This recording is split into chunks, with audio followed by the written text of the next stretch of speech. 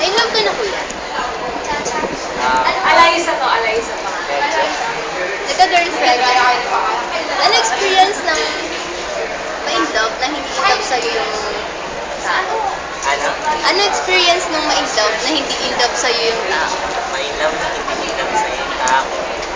Siyempre para medyo masakit na okay lang rin. Siyempre hindi ko pa naman natin na-experience na wala rin. Ay, ano yung experience mo sa love? As in, wala.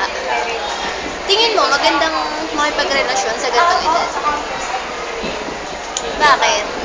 Para sa akin na kasi ngayon ang priority kasi natin studies. Tapos, syempre, kailangan natin makatapos. Para sa akin, kailangan muna makapagtrabaho, tsaka kaya muna natin i-handle yung sarili natin bago tayo makipagrelasyon